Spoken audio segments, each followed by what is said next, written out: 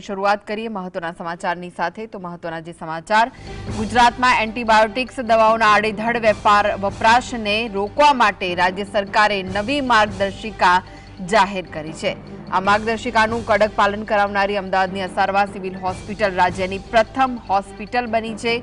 હવેથી દર્દીને એન્ટીબાયોટિક્સ આપતા પહેલા તેની જરૂરિયાતની ઝીણવટભરી તપાસ કરવામાં આવશે। સિવિલ હોસ્પિટલ દ્વારા દવાઓને 3 अलग अलग કેટેગરીમાં વહેંચવામાં આવી છે। ખાસ કરીને 14 જેટલી રિસ્ટ્રિક્ટેડ દવાઓ શરૂ કરતા પહેલા દર્દીનું બ્લડ કન્સલ્ટ લેવાની પ્રક્રિયા શરૂ કરાઈ છે।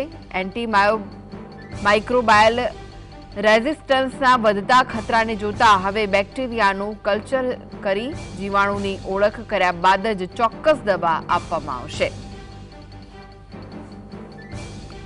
एंटीबायोटिक्स के कोईपण व्यक्ति ने एंटीबायोटिक आपी होय तो कई कई ये दवाओं है कि जे तमे रूटीनली आपी शको अने सौथी अगत्यनुं जे छे ने त्रीजा केटेगरीनी कि आ दवाओं जेने अमे रिस्ट्रिक्टेड ड्रग्स कहीए छे ए रिस्ट्रिक्टेड ड्रगનું एक लिस्ट है जे लगभग 14 दवाओं है इंजेक्शन है एमां कि एने चालू करता पहला तमारे एनी डिटेलिंग पेशेंटनी पूरी इन्फॉर्मेशन કેટલા દિવસથી દાખલ છે કેમ એને રિસ્પોન્સ નથી આવી રહ્યો ક્યારથી આ દવા ચાલુ કરી અને એ રિસ્ટ્રિક્ટેડ એન્ટીબાયોટિક ચાલુ કરતા પહેલાં કમ્પલસરી બ્લડ કલ્ચર લેવાનું।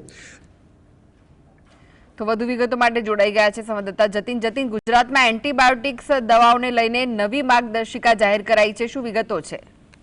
एंटीबायोटिक दवाने लई महत्वना समाचार जैसे सामने આવી રહ્યા છે। राज्य सरकार द्वारा थोड़ा समय पहला मार्गदर्शिका जैसे जाहिर કરવામાં આવી હતી कि एंटीबायोटिक दवा जो है તે ડોક્ટરને બતાવ્યા બાદ ડોક્ટરના પ્રિસ્ક્રિપ્શન પ્રમાણે લેવું જોઈએ। તેને લઈ અસારવા સિવિલ હોસ્પિટલ જે છે તે પ્રથમ હોસ્પિટલ બની છે જે એન્ટીબાયોટિક દવા આપવા પહેલા દર્દીની તપાસ કરવામાં આવે છે કે ડોક્ટરને દર્દીને કયા પ્રકારની દવાની જરૂરિયાત છે। એન્ટીબાયોટિક દવા આપતા પહેલા अलग अलग 3 કેટેગરીની તપાસ જે છે તે કરવામાં આવે છે। 14 જેટલી રિસ્ટ્રિક્ટેડ દવાઓ જે છે તે ચાલુ કરતા પહેલા બ્લડના કન્સલ્ટ લેવી જરૂરિયાત જે છે તે જણાવવામાં આવી રહી છે। અને એશિયાની સૌથી મોટી હોસ્પિટલ સિવિલ હોસ્પિટલમાં આગવું સ્થાન જે છે તે ધરાવી રહી છે।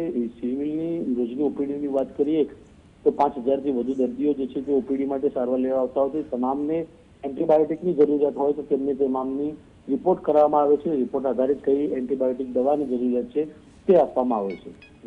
જી આભાર માહિતી આપવા માટે જતીન।